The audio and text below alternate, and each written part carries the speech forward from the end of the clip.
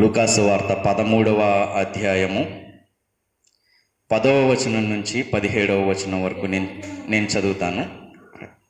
విశ్రాంతి దినమున ఆయన ఒక సమాజ మందిరములో బోధించుచున్నప్పుడు 18 ఏండ్ల నుండి బలహీనపరచు దెయ్యము పట్టిన ఒక స్త్రీ అచ్చట నుండెను. ఆమె నడుము వంగిపోయి ఎంత మాత్రమును చక్కగా నిలవబడలేకుండెను.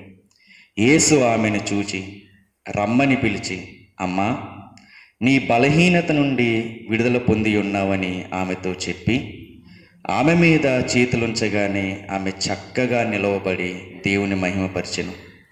యేసు విశ్రాంతి దినమున స్వస్థపరిచినందున ఆ సమాజ మందిరపు అధికారి కోపముతో మండిపడి, జనసమూహమును చూసి పని చేయదగిన 6 దినములు కలవు గనుక ఆ దినములలోనే వచ్చి స్వస్థత పొందిడి, విశ్రాంతి దినమందు రావద్దని చెప్పాను. అందుకు ప్రభువు, వేషధారులారా, మీలో ప్రతి వాడును విశ్రాంతి దినమున తన ఎద్దునైనను గాడిదనైనను గాడి యొద్ద నుండి విప్పి తోలుకొని పోయి నీళ్లు పెట్టును కదా. ఇదిగో 18 ఏండ్ల నుండి సాతాను బంధించిన అబ్రహాము కుమార్తె అయిన ఈమెను విశ్రాంతి దినమందు ఈ కట్ల నుండి విడిపింప తగదా అని అతనితో చెప్పాను. ఆయన ఈ మాటలు చెప్పినప్పుడు ఆయనను ఎదిరించిన వారందరూ సిగ్గుపడిరి. అయితే జనసమూహం అంతయు ఆయన చేసిన ఘనకార్యములన్నిటినీ చూసి సంతోషించెను. ఆమెన్. వాక్యంతో దేవుడు మనతో మాట్లాడునుగాక. ఆమెన్. చదవబడినటువంటి లేఖన భాగాన్ని మనం జాగ్రత్తగా గమనించినట్లయితే యేసుక్రీస్తు వారు చేసినటువంటి ఒక అద్భుతాన్ని లూకా గారు పొందుపరిచారు ఆయన సువార్తలో. ఏం చేస్తున్నారు ఇక్కడ, ఏం జరిగింది అంటే, విశ్రాంతి దినమున ఆయన ఒక మందిరంలోకి వెళ్ళారు, బోధించడానికి వెళ్ళారు. వాక్యాన్ని బోధించడానికి వెళ్తున్నప్పుడు అక్కడ ఒక స్త్రీ, ఒక ఆమె ఉంది. ఆమె ఎన్ని సంవత్సరాల నుంచి ఇబ్బంది పడుతుంది? 18 సంవత్సరాల నుంచి ఇబ్బంది పడుతుంది. ఆమెకి ఆ ఇబ్బంది కలగడానికి ఏంటి అంటే, బలహీనపరిచే ఆత్మ ఆమెను పట్టినందుకు ఏమవుతుందంటే, ఆమె ఎంత మాత్రమో చక్కగా నిలవబడలేకుండా ఉంది. అప్పుడు ఏమైంది అంటే, యేసుక్రీస్తు వారు ఆమెను చూశారు. చూసిన తర్వాత ఆమెను పిలిచారు. పిలిచిన తర్వాత అంటున్నారు, నీ బలహీనత నుండి నీకు విడుదల వచ్చింది, నువ్వు చక్కగా లేచి నిలబడు అని చెప్పగానే ఆమె చక్కగా లేచి నిలబడి దేవుణ్ణి మహింపరిచింది. ఇదంతా చూస్తున్నటువంటి ఆ సమాజ మందిరపు అధికారి కోపపడ్డారు. కోపం ఎవరి మీద వచ్చి ఉంటుంది? యేసుక్రీస్తు వారి మీద వచ్చింది. కానీ ఎవరి మీద చూపిస్తున్నారు? అక్కడున్న ప్రజల మీద చూపిస్తున్నారు. ఏమంటున్నారంటే, 6 దినాలు ఉన్నాయి కదా, పని చేసుకోవలసినటువంటి 6 దినాలు ఉన్నాయి కదా, అప్పుడు రండి, ఈ విశ్రాంతి దినమున రావద్దు అని అన్నప్పుడు యేసుక్రీస్తు వారు అంటున్నారు, వేషధారులారా, మీ విశ్రాంతి దినంలోనూ మీకున్న ఎద్దుని కానీ మీకున్న గాడిదని కానీ మీరు నీళ్లు పెట్టకుండా ఉంటారు కదా, విశ్రాంతి దినం అని చెప్పి వాటిని ఉపవాసంలో మీరు ఉంచరు కదా, వాటికి నీళ్లు పెడతారు కదా, మరి ఇదెందుకు మీకు అడ్డొచ్చింది అని అంటూ అక్కడ ఈమె పరిస్థితిని చెప్తున్నారు. చూడండి 16వ వచనంలో, ఇదిగో 18 ఏండ్ల నుండి సాతాను బంధించిన అబ్రహాము కుమార్తె అయిన ఈమెను విశ్రాంతి దినమందు ఈ కట్ల నుండి విడిపింప తగదా. మీరు ఎద్దుల్ని గాడిదల్ని మీరు కట్టేస్తున్నారు, విశ్రాంతి దినాన్న దాన్ని విప్పుతున్నారు. ఈమెను బంధించినటువంటి సాతాను నుండి నేను విడుదల కలగజేస్తే మీకు నొప్పేంటి అని అడుగుతున్నారు. ఇక్కడున్న సందర్భాన్ని గనక మనం ఆలోచిస్తూ ఉంటే, ఈమె బలహీనపరచబడింది. ఎన్ని సంవత్సరాల నుంచి బలహీనపరచబడింది? 18 సంవత్సరాల నుంచి బలహీనపరచబడింది. బలహీనపరచబడి ఆమె పరిస్థితి ఎలా ఉందంటే, వంగిపోయి ఉంది. అక్కడ రాయబడిన మాట 11వ అధ్యాయము 11వ వచనము లాస్ట్ మాట, వంగిపోయి, ఆమె నడుము వంగిపోయి ఎంత మాత్రమును చక్కగా నిలవబడలేకుండెను. ఎంత మాత్రము నిలబడడానికి ఆమెకి ఆస్కారం లేదు. అసలు ఆమె నిలబడడానికి అసలు ఛాన్సే లేదు. నిలబడుతుంది అంటే ఏమొస్తుంది? శరీరము సహకరించదు. ఒకవేళ నిలబడదామని ట్రై చేస్తే కనుక ఏమవుద్ది? విపరీతమైన బాధ వస్తుంది. ఎప్పుడైనా మనకు మెడ పట్టేసినప్పుడు ఇటు తిప్పుదామని అనుకున్నప్పుడు మనం తిప్పగలమా? తిప్పలేము. 18 ఏళ్ల నుంచి నడుము వంగిపోయిన ఆమె లేచి నిలబడడం సాధ్యమవుతుందా? ప్రయత్నించడం అయినా సాధ్యమవుతుందా? ప్రయత్నించడంలోనే ఆమె ఏమవుతుందంటే విఫలమవుతుంది. ఆమె 18 ఏళ్ళు ఎంత బాధపడ్డదంటే కనీసం ఆమె తల కూడా పైకి ఎత్తలేనటువంటి పరిస్థితి. ఎవరి ముఖం ఎలా ఉంటుందో కూడా తెలియనటువంటి పరిస్థితి. వాళ్ళ సొంత వాళ్ళు ఎలా ఉంటారో కనీసం చూసుకుందాం అనుకునే పరిస్థితి కూడా ఆమెకు లేదు. తల ఎత్తితే బాధ, కొంచెం పైకి లేచి నిలబడదాము అంటే బాధ. సూర్యుడు ఎలా ఉంటుందో, సూర్యుడు ఎలా ఉదయిస్తాడో, సూర్యుడు ఎలా అస్తమిస్తాడో కూడా ఆమె చూసుండదు. ఆకాశంలో నక్షత్రాలు ఎలా ప్రకాశిస్తున్నాయో కూడా ఆమె చూసుండదు. వేరే వాళ్ళ ముఖాలు కూడా ఎలా ఉంటాయో ఆమె చూసుండదు.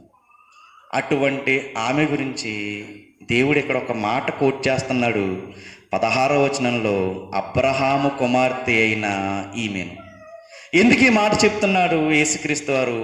ఎందుకు ఈ మాట చెప్తున్నారంటే, అక్కడ ఉన్న వాళ్ళందరూ అనుకుని ఉండొచ్చు, ఈమె పాపాత్మురాలు కనుక దేవుడు ఈమెకి స్వస్థతనివ్వలేదు, ఈ పరిస్థితి ఆమె రావడానికి ఏంటంటే ఈవిడేమో పాపం చేసి ఉంటుంది అని అనుకుంటున్నారు. అప్పుడు యేసుక్రీస్తు అని అంటున్నారు, ఈమె ఎవరు అనుకుంటున్నాం?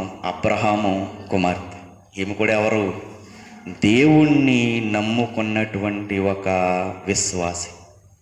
ఈమె పరిస్థితి మనం ఆలోచించగలిగితే, ఒక్కొక్కసారి మనం ఎంత ప్రార్థన చేసినా, దేవుడు అంటే ఎంత భక్తిగా ఉన్నా మన జీవితంలో కూడా కొన్ని వస్తూ పోతూ ఉంటాయి.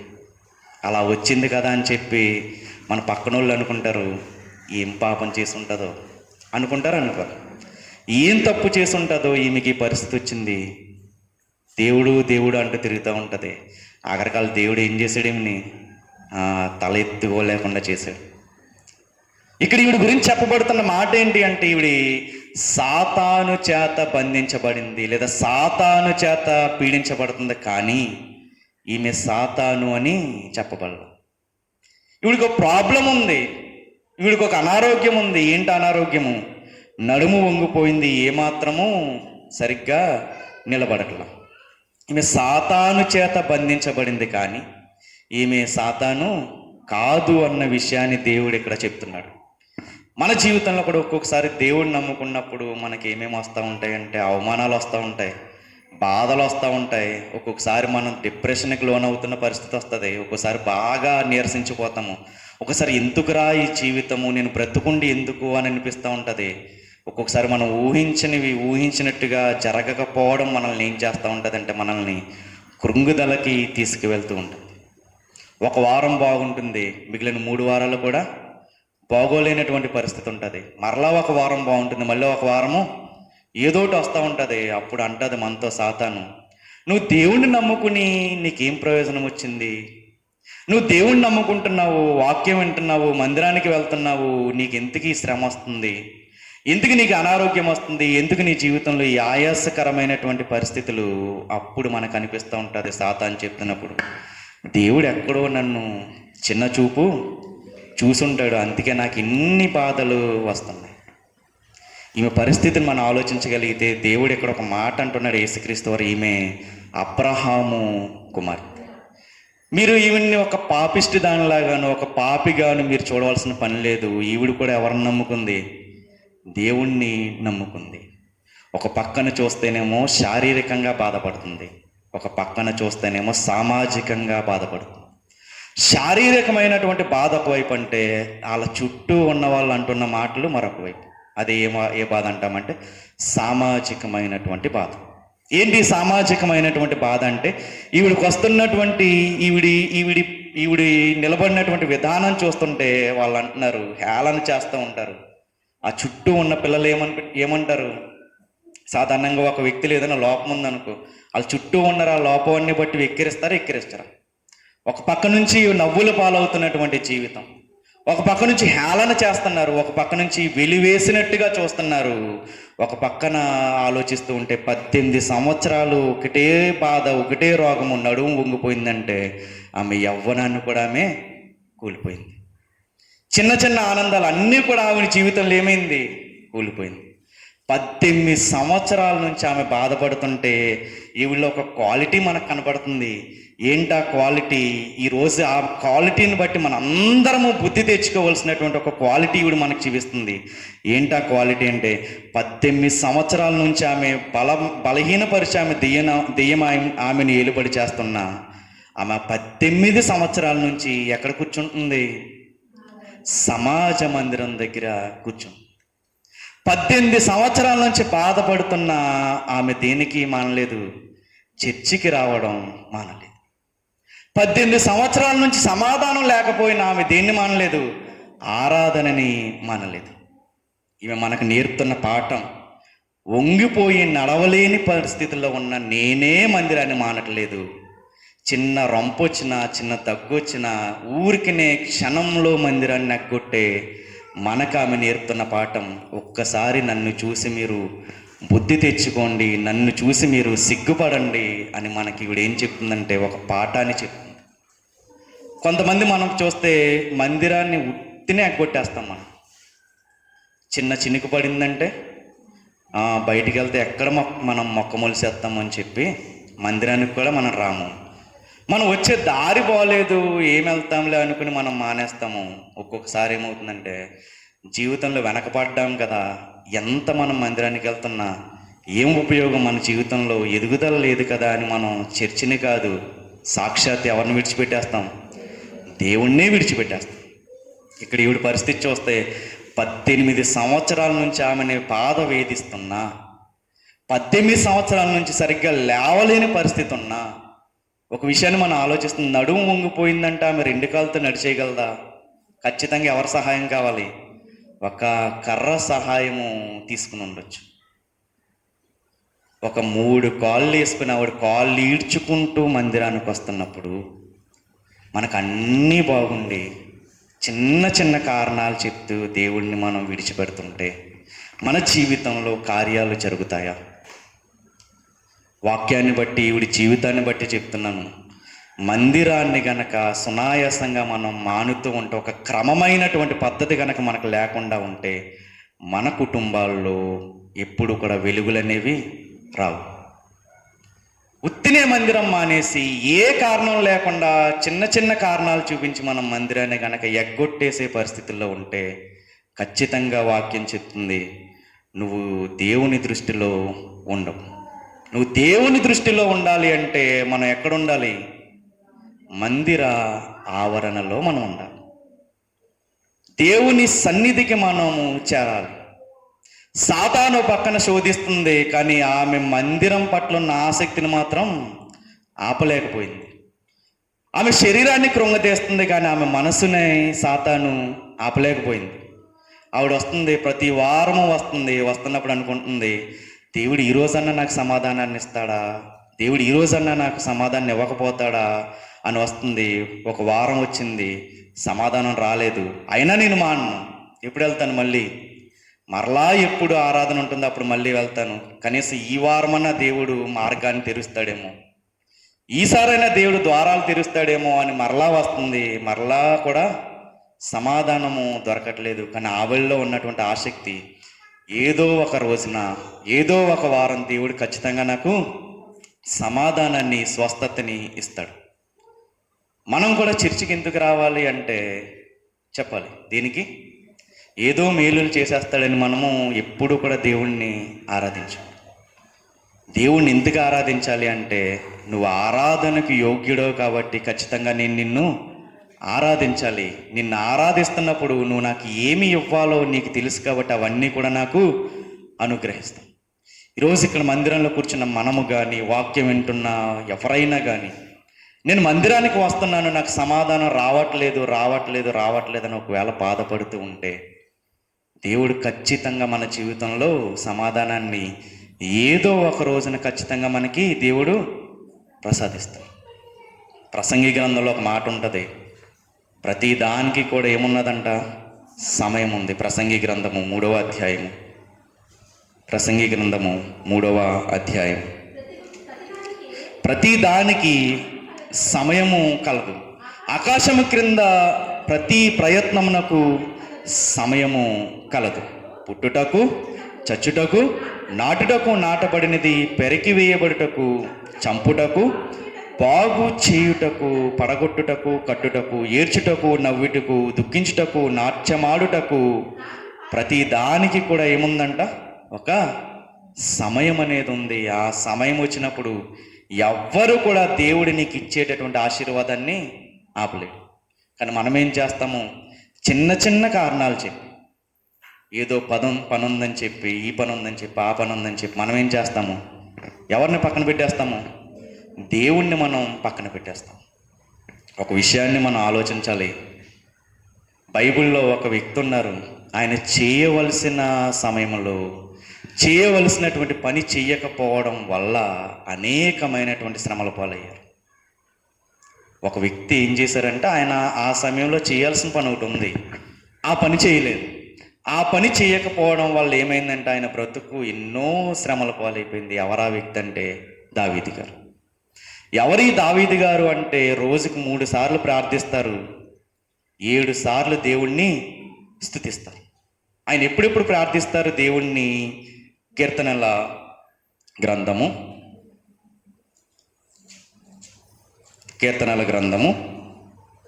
55వ అధ్యాయము, కీర్తనల గ్రంథము 55వ అధ్యాయము 17వ వచనం. సాయంకాలమున, ఉదయమున, మధ్యాహ్నమున నేను ధ్యానించుచు మొర్ర పెట్టుకుందును, ఆయన నా ప్రార్థన ఆలకించు. ఎప్పుడెప్పుడు ప్రార్థన చేస్తున్నారంటే ఈయన? సాయంకాలమున, ఉదయమున, మధ్యాహ్నమున 3 పూట్ల కూడా ఈయన ఏం చేస్తున్నారు? ప్రార్థన చేస్తున్నారు. కానీ ఒక రోజు ఏం చేశారంటే, ప్రార్థన చేయవలసిన ఆయన, ప్రార్థనా స్థలంలో గడపవలసినటువంటి ఆయన ప్రార్థనా స్థలంలో గడపకుండా ఒక చోట గడిపారు. 2 సమూయేలు గ్రంథము 11వ అధ్యాయం, 2 సమూయేలు గ్రంథము 11వ అధ్యాయం 2వ వచనం.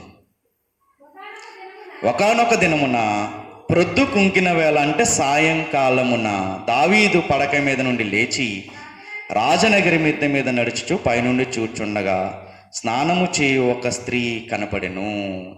ఏమైంది? సాయంకాలం ఈయన చేయవలసిన పని ఏంటి?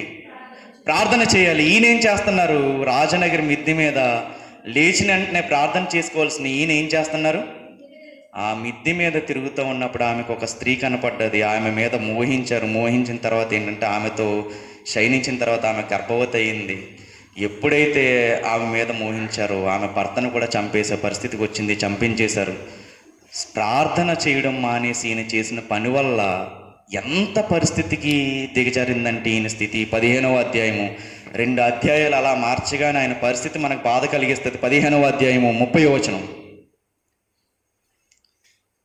అయితే దావీదు ఒలివ చెట్ల కొండ ఎక్కుచు ఏడ్చుచు తల కప్పుకొని పాదరక్షలు లేకుండా కాలినడకను వెళ్ళెను. అతను యొద్దనున్న జనులందరూ తల కప్పుకుని ఏడ్చుచు కొండ ఎక్కిరి. సొంత కొడుకు చంపడానికి ప్రయత్నిస్తున్నప్పుడు తప్పించుకుంటున్నాడు దావీదు. ఎందుకు ఈ పరిస్థితి దాపరించింది ఆయనకి? చేయవలసిన పని చేయవలసిన సమయంలో చేయలేదు. ఉండవలసిన చోట ఉండవలసిన సమయంలో ఆయన ఉండలేదు. దానివల్ల ఏమైంది? సింహపు నోళ్ళను పెకలించిన ఆయన, ఎలుగు బంటిని తరిమి తరిమి కొట్టి, సింహాన్ని తరిమి తరిమి కొట్టి చంపిన ఆయన, సింహపు గుండె కలిగినటువంటి ఆయన ఇప్పుడు ఏమవుతున్నారు? తల కప్పుకుని కనీసం కాళ్ళకి చెప్పులు కూడా లేకుండా కొండ ఎక్కుతూ వెళ్తున్నాడు, ఏడ్చుకుంటూ వెళ్తున్నాడు. ధైర్యంతో సింహాన్ని చీల్చినటువంటి దావీదు పరిస్థితి ఏమైంది? తల కప్పుకుని కాళ్ళకి చెప్పులు కూడా లేకుండా ఏడ్చుకుంటూ కొండ ఎక్కుతున్నాడు తన కొడుకు నుంచి తప్పించుకోవడానికి. సింహానికంటే బలమైనోడా మనిషి? మరి మనిషికి భయపడే పరిస్థితి వచ్చేసింది ఏంటి? ఎప్పుడైనా మనం గుర్తుపెట్టుకోవాలి, ఆదివారం దేవుడికి ఇవ్వవలసిన సమయాన్ని మనం ఇవ్వకపోతే, మన సొంత నిర్ణయాలను బట్టి మనం వెళ్తూ ఉంటే మనకి ఎప్పుడు కూడా ఏమొస్తుందంటే అపజయమే తప్ప మన జీవితంలో జయం అనేది రాదు. మనం ఏం చేస్తామంటే చాలా సింపుల్గా మనం ఏం చేస్తాము? మందిరాన్ని ఎగ్గొట్టేస్తాం. మనం ఏ కారణము ఉండదు, చాలా చిన్న కారణాలతోనే మనం ఏం చేస్తాము? మందిరాన్ని మనము విడిచిపెట్టేటటువంటి పరిస్థితి. కానీ ఈమె ఎలాంటిదా? ఈమె ఏం చేస్తుంది? ఆవిడకి ఎన్ని అవాంతరాలు వచ్చినా ఆ 3 కాళ్ళతో ఆమె ఎక్కడికి వస్తుంది? ప్రతి ఆదివారము, ప్రతి విశ్రాంతి దినమున సమాజ మందిరానికి వస్తుంది. దేవుడు కనీసం ఈ రోజైనా నన్ను స్వస్థపరచకుండా ఉంటాడా అని. ఆమె మనకు నేర్పుతున్న పాఠం, అన్నీ కోల్పోయి సరిగ్గా నిలబడడానికి కూడా కాళ్ళు సహకరించట్లేదు, కనీసం నిలబడడానికి నడుము కూడా సహకరించట్లేదు. నేనే మందిరానికి వస్తున్నాను, అన్నీ దేవుడు మనకు బాగా ఇచ్చాడు, మనం మందిరం ఎగ్గొడుతున్నామంటే ఒక్కసారి మన జీవితాన్ని మనము పరిశీలించుకోవాలి. మానలేదు మందిరాన్ని, ఈరోజు కాకపోతే రేపుడు అయినా దేవుడు సమాధానం ఇస్తాడు అన్నాడు. సంవత్సరాలు గడిచినాయి. ఎన్ని సంవత్సరాలు గడిచిపోయినాయి? 18 సంవత్సరాలు గడిచిపోయినాయి. అప్పుడు వచ్చింది సమాధానము 12వ వచనంలో. యేసు ఆమెను చూచి, లూకాసు వార్త 13వ అధ్యాయము 12వ వచనం. యేసు ఆమెను చూచి రమ్మని పిలిచి, ఆమె, అమ్మా, నీ బలహీనత నుండి విడుదల పొంది ఉన్నావని ఆమెతో చెప్పి ఆమె మీద చేతులుంచగానే ఆమె చక్కగా నిలవబడి దేవుని మహిమపరిచింది. ఏం జరుగుతుంది ఇక్కడ? ఈ 12వ వచనంలో ఏం జరుగుతుందంటే 3 విషయాలు జరుగుతున్నాయి. ఆ 3 విషయాలు జరగడానికి కారణం ఏంటంటే ఈమె పట్టు వదలకుండా మందిరానికి రావడం. 12వ వచనంలో జరుగుతున్న కార్యాలు ఆమె జీవితంలో జరగడానికి గల కారణం ఏంటంటే 11వ వచనంలో ఆమె చేసుకున్నటువంటి నిర్ణయం. ఏం చేసింది? 11వ వచనంలో 18 ఏళ్ల నుండి పట్టు వేడవకుండా ఎక్కడికి వస్తుంది? మందిరానికి వస్తుంది. 12వ వచనంలో ఆమెకి ఏం కనపడుతుంది? సమాధానము, స్వస్థత కనపడుతుంది. 3 విషయాలు కనపడుతున్నాయి. మొదటి విషయం ఏం జరుగుతుందా? ఆమె మందిరానికి రాగానే ఎవరు చూస్తున్నారు ఆమెని? యేసుక్రీస్తు వారు చూశారు. యేసుక్రీస్తు వారు చూశారు. ఎవరైతే స్వస్థపరచాలో స్వయంగా ఆయనే ఈమెని చూశారు. ఒక విషయాన్ని మనం ఆలోచించగలిగితే, ఇక్కడ ఎవరు చూస్తున్నారు ఈమెని? యేసుక్రీస్తు వారు చూస్తున్నారు. పాస్టర్ గారు చూస్తున్నారా? సమాజపు మందిరపు పెద్ద చూసారా? సంఘం ఏమన్నా ఈమెను పట్టించుకుందా? సంఘం పట్టించుకుని ఉంటే ఆవిడ ఎప్పుడూ కూడా ఈ పాటికి ఆవిడ స్థితి బాగానే ఉండునేమో. ఆవిడ్ని పరిస్థితిని బట్టి సంఘం కూడా ఆవిడని ఎలా ఉంది? వెలివేసినటువంటి పరిస్థితులు మనకి ఇక్కడ కనపడుతున్నాయి. కానీ ఇక్కడ ఆమెను చూసింది ఎవరు? యేసుక్రీస్తు వారు. ఈమె నేర్పుతున్న రెండో పాఠం ఏంటంటే, మనం ఎప్పుడు మందిరానికి వచ్చినా మనల్ని ఎవరు చూడాలని కోరుకోవాలి? దేవుడు నన్ను చూడాలి, యేసుక్రీస్తు వారు నన్ను చూడాలి. నేను ఆరాధిస్తున్నానంటే నన్ను చూడవలసింది ఎవరు? యేసుక్రీస్తు వారు. నేను పాస్టర్ గారి దగ్గర కాదు మెప్పు పొందాల్సింది, నన్ను సంఘం కాదు గుర్తించాల్సింది, నన్ను సమాజం కాదు గుర్తించాల్సింది, నన్ను గుర్తించవలసింది ఎవరు? యేసుక్రీస్తు వారు. కొంతమంది చూడండి, పాటలు జనం ఉన్నప్పుడు పాడరు, జనం లేనప్పుడు పాడరు, మరి ఎప్పుడు పాడతారు? జనం అందరూ ఉన్నప్పుడు పాడతారు. కొంతమంది చూడండి, ప్రార్థన చేయమంటే జనం లేనప్పుడు ప్రార్థన చేయరు. ఎప్పుడు చేస్తారు? జనం ఉన్నప్పుడు చేస్తారు. ఎందుకు? ఎవరు గుర్తించాలి? ఎంత బాగా పాట పాడిందో, ఎంత బాగా ప్రార్థన చేస్తుందో, ఎంత బాగా వాక్యం చెప్పాడో. ఇవి పాపులారిటీని కోరుకునేటటువంటి క్రైస్తవం. దేవుడు అంటున్నాడు, పాపులారిటీ కోరుకోమన్నాడా? ఎప్పుడు కూడా నువ్వు ఇచ్చిందైనా కానీ, నువ్వు ప్రార్థన చేస్తున్నా కానీ నలుగురు చూడాలని ఎప్పుడు కూడా కోరుకో. మనం దేవుడికి ఇచ్చే విషయంలో కూడా ఎప్పుడు కూడా మనము నలుగురు చూడాలి, నలుగురిలో నా పేరు ప్రకటించబడాలి అని గనక కోరుకుని గనక మనం దేవుడికి అర్పణలు ఇస్తే అవి మనకి దీవెనలు కాదు. నువ్వు కుడి చేతితో ఇచ్చింది ఎవరికి తెలియకూడదంట? నీ ఎడమ చేతికే తెలియకూడదు అనుకుంటుంటే పక్కనోడి చేతికి తెలియాలని మనం అనుకుంటున్నాము అంటే అది పాపులారిటీకి సంబంధించిందా కాదు? నేను పాపులర్ అవ్వాలి, నేను ఎంత ఇస్తున్నాను, నేను ఎంత చేస్తున్నాను అనేటటువంటి తత్వం మనలో వస్తుంది అంటే అది మనకి దీవెనని ఎప్పుడు కూడా ఇవ్వదు. మనం ఎప్పుడు దేవుడికి చేసినా అది ఎలా చేయాలంట? రహస్యమందున్న దేవుడు నిన్ను రహస్యంగా చూడాలి అంటే నువ్వేం చేయాలి? దేవుడికి రహస్యంగానే చేయాలి. ఎప్పుడు కూడా నలుగురిలో నాకు పేరు రావాలి, నలుగురిలో నాకు గొప్ప రావాలి, నలుగురిలో నేను ఇచ్చింది ప్రకటించబడాలి అనేటటువంటి తత్వం గనక మనకుంటే దేవుడు అంటున్నాడు, నేను నిన్ను పట్టించుకో. నేనంటున్న మాట కదా, మత్తయి సువార్త 5వ అధ్యాయము. కొంతమంది గ్రూప్ గురించి చెప్తున్నారు ఇక్కడ. 6వ అధ్యాయము 5వ వచనం. మరియు మీరు ప్రార్థన చేయనప్పుడు వేషధారుల వలె ఉండవద్దు. ఎవరికి కనపడాలని? మనుషులకు కనబడవలనని సమాజ మందిరములలోను వీధుల మూలలలోను నిలిచి ప్రార్థన చేయుట వారికి ఇష్టము. వారి ఫలము పొంది ఉన్నారని నిశ్చయముగా మీతో చెప్పుచున్నాను. ఏంటంటే వీళ్ళకి ఇష్టమైంది ఏంటంట? ఎక్కడ నిలబడతారు వీళ్ళు? సమాజ మందిరాల్లో నిలబడతారు, వీధుల మూలల్లో నిలబడతారు. ఎందుకు వీధుల మూలల్లో అన్నారు అంటే, వీధుల మూల అంటే ఏంటి? రెండు రోడ్స్ కనెక్షన్ ఉన్నటువంటి ప్లేస్. వీధి మధ్యలో మాట్లాడితే ఏమవుద్ది? ఆ వీధిలో ఉన్నవాడికి వినపడుతుంది. వీధి మూలన మాట్లాడితే పక్క వీధిలో వాడికి కూడా వినపడుతుంది. ఆ తత్వం దేవుడు ఏమంటున్నాడు? మంచిది కాదు, మీ ఫలము మీరు పొంది ఉన్నారని నిశ్చయముగా చెప్తున్నాం. మనం ఏది చేసినా, దేవుడికి మనం ఏది ఇవ్వాలనుకున్నా, దేవుడికి మనం విజ్ఞాపన చేయాలనుకున్నా, దేవుడికి మనం ప్రార్థన చేయాలనుకున్నా ఎప్పుడు మన మనసులో ఉండాలి, ఈ ప్రార్థన ఎవరి సన్నిధికి చేరాలి? దేవుని సన్నిధికి చేయాలి. ఈ అర్పణ ఎవరికి చేరాలి? దేవుడి పనికి అర్పించబడాలి తప్ప నేనేదో పాపులర్ అవ్వాలని, నేను ఎంత ఇచ్చా నేను సంఘానికి తెలియడం అనేది అసలు ఎప్పుడు కూడా అది కరెక్ట్ ధోరణి కాదు. ఎప్పుడు కూడా మనం ఎంత ఇస్తున్నాము, లేదా మనం ఎంత దేవుడికి ప్రార్థిస్తున్నాము, మన పరిస్థితి ఏంటి అనేది నలుగురితో ఎప్పుడు చెప్పుకోకూడదు. నీ పరిస్థితి బాగోకపోయినా నువ్వు నలుగురి దగ్గరికి వెళ్ళి ఎప్పుడు కూడా సరిగ్గా మా కుటుంబ పరిస్థితి బాగోలేదు అని ఎప్పుడు చెప్పుకోకూడదు.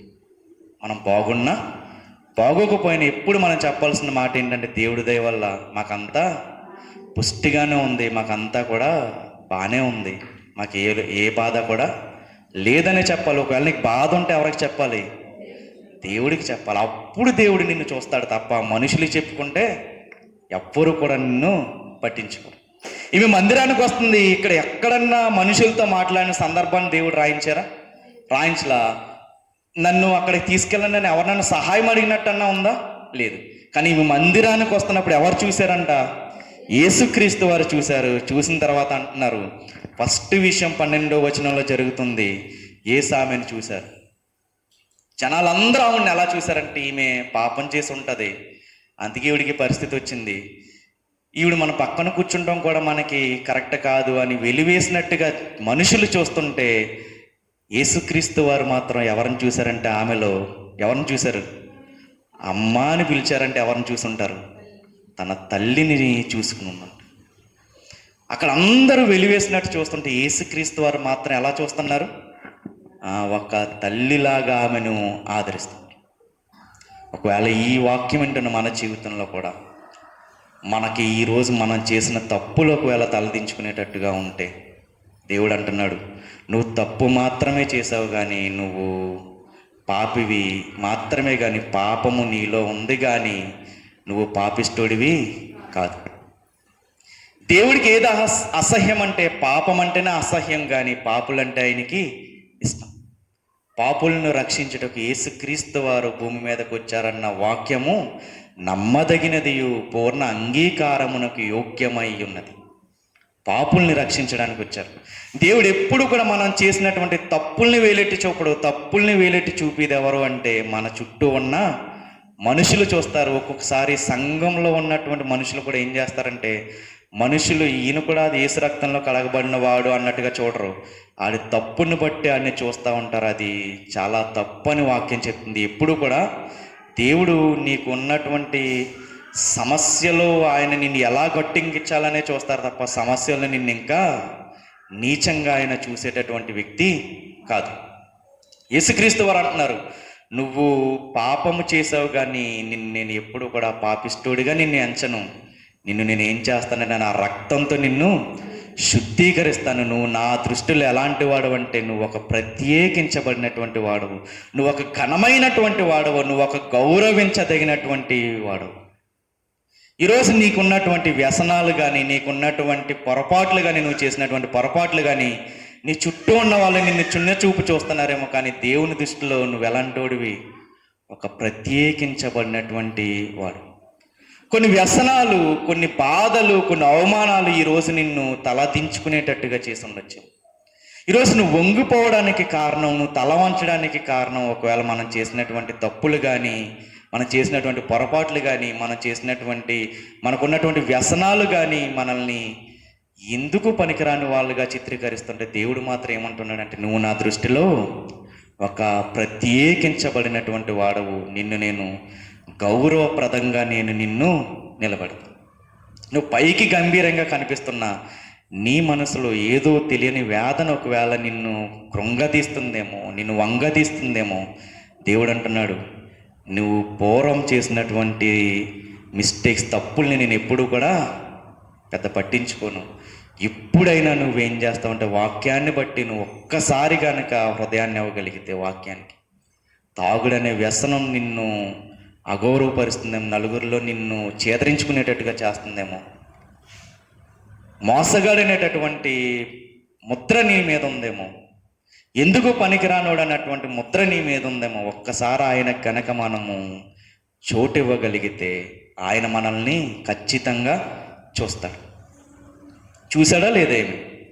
చూశారు. చుట్టూ ఉన్న వాళ్ళు కించపరిచారు, చుట్టూ ఉన్న వాళ్ళు చేదరించుకున్నారు. కానీ ఎవరు ఆదరిస్తున్నారు? దేవుడు ఆదరిస్తున్నాడు.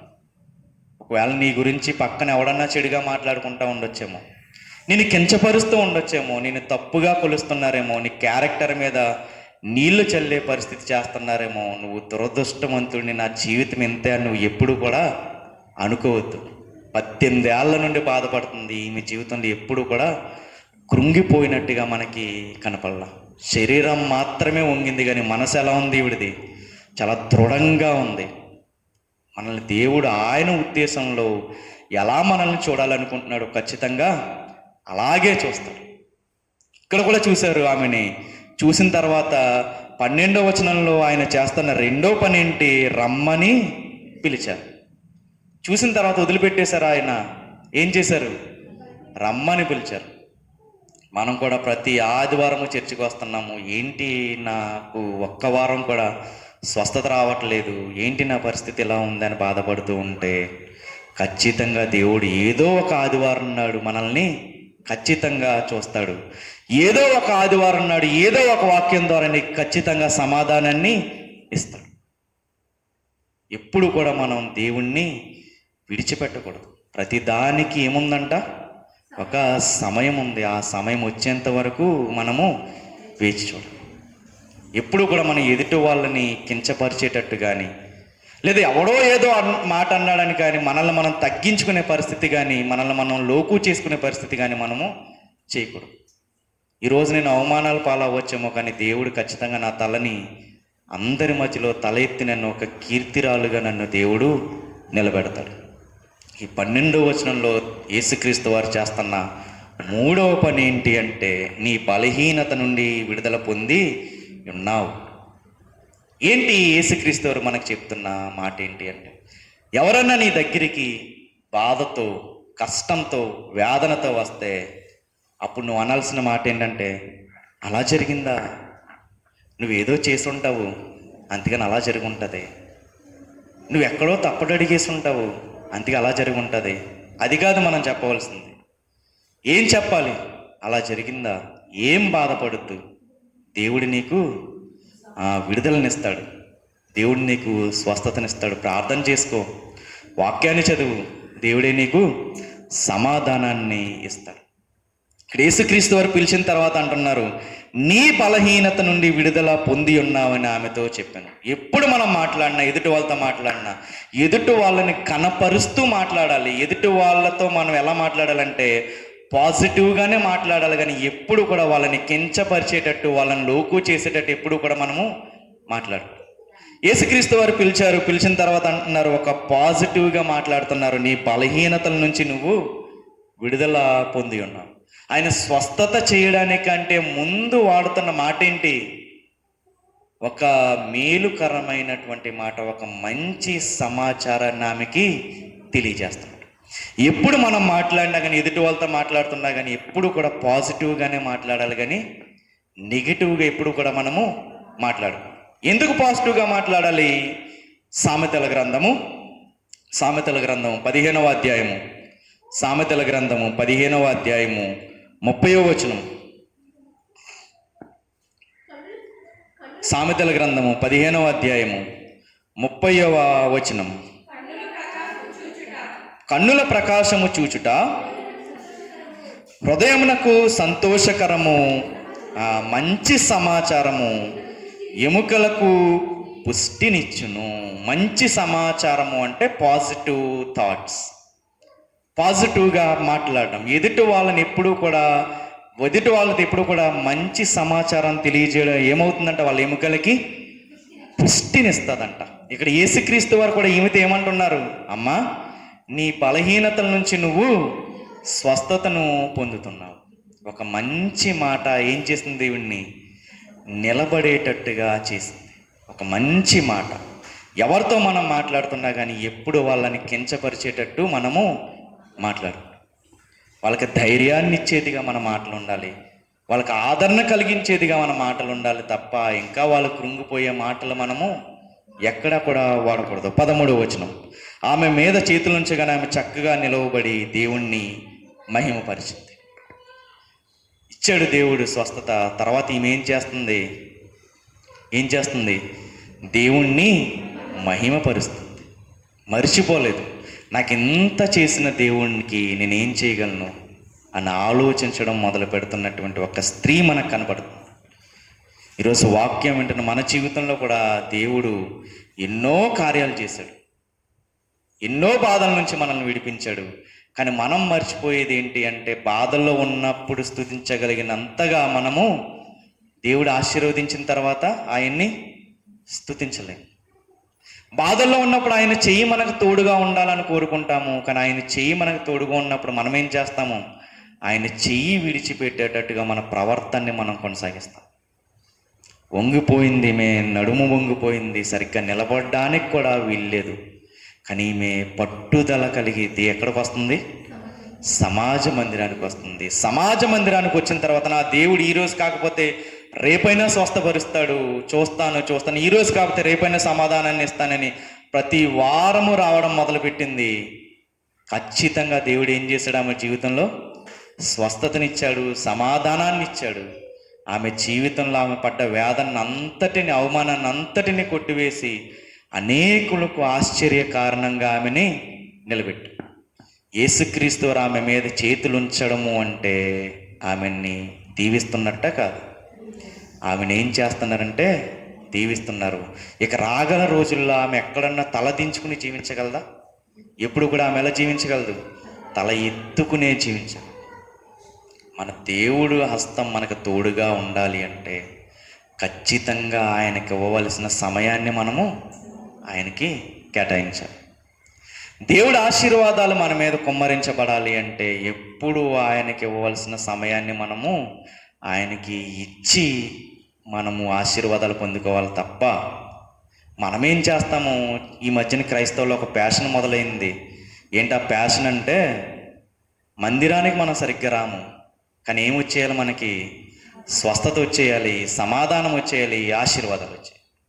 ఇక్కడ ఈమెకి ఎక్కడన్నా దేవుడు ఆమెను స్వస్థపరిచిన తర్వాత ఇక్కడ ఏమన్నా కనబడుతుందా? పలానా చోటుకి వెళ్తే స్వస్థత వస్తుంది, పలానా పని చేస్తే స్వస్థత వస్తుంది అని ఏమన్నా చెప్తున్నారా? దేవుడు ఏం చెప్పట్లా.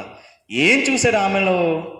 ఒక క్రమ పద్ధతిని చూశారు. మందిరానికి క్రమం తప్పకుండా వచ్చేటటువంటి ఒక పరిస్థితిని చూశారు, గమనించారు యేసుక్రీస్తు వారు. ఒక్క విషయాన్ని మనం ఆలోచిద్దాము.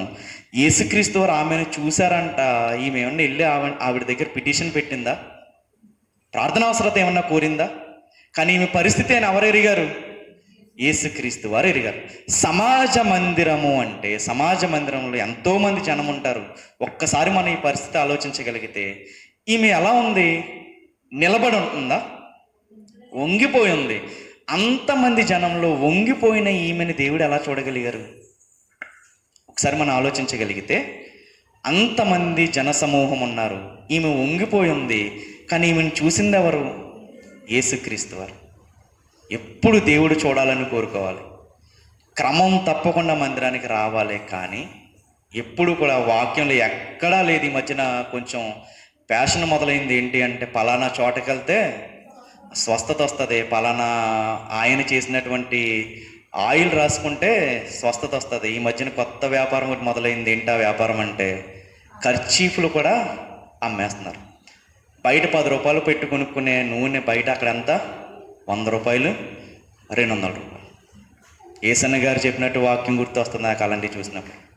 ఒకనాడ ఆయన దగ్గరకు వచ్చి ప్రార్థన చేయండి నూనెగా అన్నదంట ఒక విశ్వాసం. ప్రార్థన చేసిన తర్వాత ఏమైందంటే ఆమె చర్చికి రావడం మానేసిందంట. చర్చికి రావడం మానేసిన తర్వాత ఒకసారి పలకరిందామని ఇంటికి వెళ్ళినసరికి ఆయన ప్రార్థన చేసినటువంటి నూనె ఎక్కడ ఉందంటే కరెక్ట్గా దేవుడి పటం పక్కన ఉందంట. ప్రతిరోజు పొద్దున్నే లేసి ఆ నూనెకే ప్రార్థన చేస్తుంది, ఆ నూనెకి నమస్కరిస్తుందంట ఆవిడ, ఆ నూనెకి ప్రార్థన చేస్తుందంట. అప్పుడు ఈయనకి అర్థమైందంట, ఆ నూనెని దేవుని చేసినటువంటి దౌర్భాగ్యుడిని ఎవరిని? నేను. ఆయన చెప్పిన మాట. ఇప్పుడు ఆ నూనెని దేవుడు చేసింది ఎవరు? నేనే చేశాను. నేను చేసినటువంటి పెద్ద పొరపాటు ఏంటంటే ఆ నూనెకి ప్రార్థన చేయడం.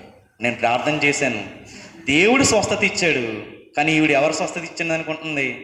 నూనె రాసుకోవడం వల్ల నాకు స్వస్థత వచ్చేసింది అనుకుంది. ఆ నూనెని ఏం చేసింది? దేవుడు చేసేసింది. వాక్యాన్ని పక్కన పెట్టేసింది, మందిరాన్ని పక్కన పెట్టేసింది. పొద్దున్న లేవగానే ఎవరిని చూస్తుంది? నూనెని చూస్తుంది. ఒకనాడు వాళ్ళ భర్త ఏం చేశాడంటే కాళ్ళు నూనె వైపు పెట్టి పడుకున్నాడంట. ఒక్కటి పీక్ అన్నదంట, అయ్యి బాబోయ్ నూనె వైపు కాళ్ళు పెట్టావంటే ఇటుతో ఇటు పట్టుకో, తలకాయ పెట్టాలి, నూనె వైపు కాళ్ళు కాదు అన్నది. ఎందుకు జరుగుతుంది ఇదంతా అంటే వాక్యాన్ని సరిగ్గా అర్థం చేసుకోకపోవడం వల్ల. మనుషులు కల్పించినటువంటి కొన్ని కల్పనా కథల వైపు మన హృదయము వేగంగా తిరిగిపోతుంది. మంచిని త్వరగా నమ్ముతామా, చెడుని త్వరగా నమ్ముతాం? మనం చెడు విస్తరించినంత వేగంగా మంచి విస్తరించదు. మంచి అంటే సత్యము, సత్యం అంటే వాక్యం. మనం ఏం కోరుకుంటామంటే దేవుడు మన జీవితంలో కార్యాలు చేసేయాలి అని కోరుకుంటాం. కానీ ఈమె మందిరాన్ని ఎగ్గొట్టడం వల్ల కార్యం జరిగిందా? జరగల. మందిరాన్ని క్రమం తప్పకుండా రావడం వల్ల ఆమె జీవితంలో ఏం జరిగింది? కార్యం జరిగింది. వెళ్ళొద్దని నేను ఎప్పుడు చెప్పను, పలానా చోటుకి వెళ్ళి వాక్యం వినండి అని నేను ఎప్పుడు చెప్పను. కానీ వాక్యం వినడానికి వెళ్తున్నప్పుడు మాత్రం ఒక జాగ్రత్త మాత్రం తీసుకోండి. ఏంటి అంటే మీరు ఏది వినుచున్నారో జాగ్రత్తగా చూసుకోండి. మీరు ఎక్కడ సువార్త సభ జరిగినా వెళ్ళండి, వాక్యాన్ని వినండి, బలపడండి, దేవుని యందు ఆశీర్వాదాలు పొందండి. కానీ మనం వెళ్తున్నప్పుడు ఆశీర్వాదం కోసం మాత్రమే వెళ్తే అది దేవుడు అంగీకరించేటటువంటి పరిస్థితి కాదు. ఈరోజు వాక్యంతో దేవుడు నాతో ఏం మాట్లాడతాడు, నా కుటుంబాన్ని ఎలా కట్టుకోవాలి, నా క్యారెక్టర్ నేను ఎలా కట్టుకోవాలని దేవుడు మాట్లాడతాడు అన్న ఉద్దేశంతో మాత్రమే వెళ్ళండి. మొదట నా రాజ్యాన్ని వెతికితే, నా నీతిని, నా రాజ్యాన్ని కనుక మీరు వెతికితే మీకు ఏది కావాలన్నా నేను ఇస్తాను. మీరు ఏదో కావాలని వస్తే మాత్రం నేను ఇవ్వను. ఎప్పుడు కూడా మనము వాక్యాన్ని వినాలి తప్ప, వాక్యంలో ఏదుందో అది గ్రహించాలి తప్ప కల్పన కథల వైపు వెళ్ళడం వల్ల ఆ క్షణానికే మనకి స్వస్థత అనిపిస్తుంది, కానీ మనకి ఎప్పుడు కూడా ఆత్మకి స్వస్థత కలగదు. ఈమె మనకు నేర్పుతున్న పాఠం, 3 కాళ్ళు వేసుకుని కాళ్ళు ఈడ్చుకుంటా నేనే మందిరానికి రాగలుగుతున్నాను, అన్నీ ఉండి నడవడానికి శక్తి ఉండి చేసుకోవడానికి బలమున్న నువ్వు ఎందుకు మందిరాన్ని ఎగ్గొడుతున్నావు అనేటటువంటి పాఠం ఏమి మనకు నేర్పుతుంది. ఇదిగో నేను క్రమం తప్పకుండా మందిరానికి వెళ్ళాను, నా వ్యాధిని కూడా నన్ను ఆపలేకపోయింది, నా ఆత్మ నాలో బలంగా పనిచేసి నన్ను మందిరం వైపు నడిపించింది. అలా 18 సంవత్సరాలు వెయిట్ చేశాను. వెయిట్ చేసిన తర్వాత ఎవరు చూశారు నన్ను? దేవుడు చూశాడు. దేవుడు చూసి నన్ను రమ్మన్నాడు. వచ్చిన తర్వాత నన్ను ముట్టుకున్నాడు, నా మీద చేతులు ఉంచాడు, నాకు స్వస్థత వచ్చింది. ఎప్పుడు మనకి దేవుడు ఏం చేస్తాడు ప్రతి వారము అంటే ఏదో వాక్యంతో మనల్ని దేవుడు ఖచ్చితంగా పట్టుకుంటాడు. ఏదో వాక్యంతో మనల్ని దేవుడు ఖచ్చితంగా ధైర్యపరుస్తాడు. మన కుటుంబాన్ని మనం ఎలా నిలబెట్టుకోవాలి, మన పిల్లల భవిష్యత్తును మనం ఎలా తీర్చిదిద్దాలి, మన కుటుంబస్తులను మనం ఎలా మార్చుకోవాలి అనేటటువంటి తత్వం మనలోకి రావాలి. మందిరాన్ని ఊరికినే మానేస్తాం. ఎవరు మారాలి, ఎవరు క్రమంగా ఉండాలి, ఎవరు ఆత్మలో తీవ్రత కలిగి ఉండాలంటే తల్లిదండ్రుల ఆత్మలో తీవ్రత కలిగి ఉంటే ఖచ్చితంగా చెప్తున్నాను, వాక్యాన్ని ఆధారం చేసుకుని మీ పిల్లల్ని మీరు ఎలా తీర్చిదిద్దాలో అన్నటువంటి విషయము తెలుస్తుంది. మీ పిల్లలు వ్యసనాలకు బానిస అవ్వకుండా ఎలా పెంచాలో అన్న విషయం ఎక్కడ తెలుస్తుందంటే వాక్యాన్ని మనం ధ్యానించినప్పుడు మనకు తెలుస్తుంది. మన పిల్లలు మనకి ఒక ఉన్నతమైన శిఖరాలకు ఎక్కాలి, ఒక పెద్ద ఉద్యోగాల్లో స్థిరపడాలి, వాళ్ళు అలా స్థిరపడాలంటే వాళ్ళకి బాటలు ఎలా వేయాలన్న విషయం ఎలా తెలుస్తుందంటే వాక్యాన్ని మనం క్రమం తప్పకుండా ఆరాధిస్తున్నప్పుడు తెలుస్తుంది. ఈరోజు ఎంతోమంది ఆశీర్వదించబడినటువంటి కుటుంబాలని మనం చూస్తూ ఉంటే వాళ్ళ పిల్లలు ఆశీర్వదించబడడానికి కారణం ఏంటంటే వాళ్ళ తల్లిదండ్రులు వేసిన పునాది. ఈరోజు చాలా సంఘాల్లో మనం గమనించినట్లయితే యూత్ వస్తారు కానీ ఎక్కడుండరు, మందిరంలో కూర్చొని ఉండరు. ఎక్కడ కూర్చుంటారు? బయట కూర్చుంటారు, ఫోన్లు చూస్తూ ఉంటారు. ఎక్కడ కూడా ఒక క్రమమైన పద్ధతి ఉండదు. ఒక ఒక ఒక అడుగు ఎదరికేసే చెప్తున్నాను. ఈరోజు క్రిస్మస్ ఆరాధనలు చూస్తూ ఉంటే నిజంగా దేవుణ్ణి ఆరాధించేటటువంటి క్రమంగా ఉంటున్నాయా? ఎప్పుడు చూసినా కానీ ఏం చేస్తాడు, ఒక్క బీట్ ఉన్న సాంగ్ లేకపోతే క్రిస్మస్ అనేది క్రిస్మస్సే కాదన్నటువంటి పరిస్థితుల్లోకి వెళ్ళిపోయి. నేను ఒక విషయం చెప్తున్నాను వాక్యం ఆధారం చేసుకుని. మీ పిల్లల్ని, వయసు వచ్చినటువంటి మీ పిల్లల్ని ఏటి పరిస్థితుల్లోనూ కూడా క్రిస్మస్ ఆరాధన పేరు చెప్పి స్టేజ్ మీద డ్యాన్సులు వేయించడానికి మాత్రము పంపొద్దు. పాస్టర్ గారికి ఎలాగో లేదు చెప్పే విధానం, మనకేముండాలి? బుద్ధి ఉండాలి మనకి పంపుతున్నామంటే. ఎందుకంటే నువ్వు నీ కూతురు డ్యాన్స్ వేస్తుందని నువ్వు ఎంత ఆనందంగా చూస్తావు. నేను ఒకటి అడుగుతున్నాను, ఎదురుగుండా కూర్చున్న వ్యక్తి అదే యాంగిల్లో చూస్తాడా? క్రిస్మస్ ఆరాధనలో ఎవడన్నా నీతిగా వచ్చేటటువంటి పరిస్థితులు ఉన్నాయా? తాగేసి వచ్చేవాడు ఉండడు. కొంతమంది ఎవడో ఇన్వైట్ చేస్తే ఏదో వేరే యాంగిల్లో చూద్దామన్నటువంటి వ్యక్తులు ఉంటారు. అలాంటి వ్యక్తుల ముందు మన పిల్లల్ని మనం స్టేజ్ ఎక్కించి డ్యాన్సులు చేయిస్తే అది దేవునికి ఘనత. ఎట్టి పరిస్థితుల్లోనూ కాదు. దయచేసి వాక్యంతో మిమ్మల్ని నేను ప్రాధేయపడుతున్నాను. ఎట్టి పరిస్థితుల్లో కూడా మీరు అటువంటి పనికి పాల్పడకండి. ఎట్టి పరిస్థితుల్లో ఆరాధన జరిగే క్రమం ఒకటి ఉంది. క్రిస్మస్ ఆరాధన జరిగే క్రమం ఒకటి ఉంది. ఆ క్రమంగా జరుగుతున్న ఆరాధనకి పాట పాడడానికి ఎక్కించండి, ప్రార్థన చేయడానికి ఎక్కించండి, కానీ గంతులు వేయడానికి మాత్రము ఎక్కించొద్దు. దయచేసి చేయొద్దు. నలుగురిలో మన బిడ్డ ఏమవుద్ది? అపహేళన అవుద్ది, అవమాన పాలవుద్ది. తర్వాత మాట్లాడుకుంటారు, అది ఎలా గంతుందో చూసావు కదా, ఎలా డ్యాన్స్ చేసిందో చూసావు కదా, ఎక్కడరా దాని అడ్రస్. ఖచ్చితంగా ఈ మాటలు వస్తాయి. ఎందుకు చెప్తున్నానంటే వాక్యంలో అలా పాడైపోయినటువంటి కుటుంబాలు కొన్ని రాయించాడు దేవుడు. క్రమం నేర్చుకోవాలి, వాక్య క్రమం నేర్చుకోవాలి, ఆరాధన క్రమం నేర్చుకోవాలి. పండగ పేరు చెప్పి మనం ఎప్పుడు కూడా డ్యాన్సులు వేసేటటువంటి పరిస్థితి ఉండకూడదు. ఒక క్రమ పద్ధతి ఉండాలి. ప్రార్థన జరగాలి, పాటలు జరగాలి, ఆరాధన జరగాలి. తర్వాత క్రిస్మస్కి సంబంధించిన వాక్యం ప్రకటించబడాలి, ముగింపు ప్రార్థన జరగాలి. అది క్రమం. 4-5 బాక్సులు పెట్టేసి పెద్ద పెద్ద సౌండ్స్ పెట్టేసి జరిగేది ఎప్పుడు కూడా దేవుడు క్రమం అని అనడు. ఈవిడ జీవితంలో మనం ఆలోచిస్తే ఆరాధన క్రమాన్ని నేర్చుకుంది. మందిరానికి నన్ను చేదరించుకున్నా, నన్ను వెలివేసేటట్టు చూసినా నేను మాత్రం మందిరాన్ని వదలను. సమాజం నన్ను వెలివేసినట్టు చూసినా నేను మందిరాన్ని వదలను. ఈరోజు ఈమె మనకు నేర్పుతున్న పాఠం ఏంటంటే, ఈరోజు నీ జీవితంలో నువ్వు ఏ తప్పు చేసినా, ఎవరు నిన్ను పట్టించుకోకపోయినా, ఎవరు నిన్ను ఆదరించకపోయినా, ఎవడు నిన్ను ప్రేమగా మాట్లాడకపోయినా, నీ మీద తప్పుడు ఆరోపణలు చేస్తున్నా, నిన్ను లాగాలని కిందకి లాగాలని చూస్తున్నా, నిన్ను కించపరుస్తున్నా, దేవుణ్ణి మాత్రం విడిచిపెట్టకు. ఆయన నువ్వు ఎక్కడైతే తలదించుకున్నావో, ఎక్కడైతే అవమానాలు పాలయ్యావో, ఎక్కడైతే నీ కుటుంబం తలదించుకుందో వాళ్ళందరి మధ్యలో ఏం చేస్తాడు దేవుడు? ఖచ్చితంగా తల ఎత్తుకునేటట్టుగా ఖచ్చితంగా దేవుడు చేస్తాడు. సమాజం తిరస్కరించింది.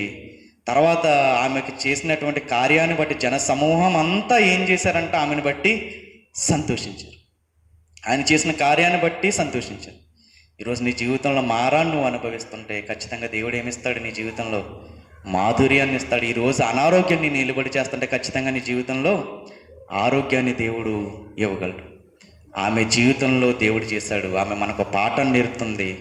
మందిరాన్ని మానవద్దు, క్రమం తప్పకుండా రండి. నా జీవితంలో దేవుడు ఏ కార్యాన్ని అయితే చేశాడో మీ జీవితంలో కూడా అదే కార్యాన్ని దేవుడు ఖచ్చితంగా చేస్తాడు.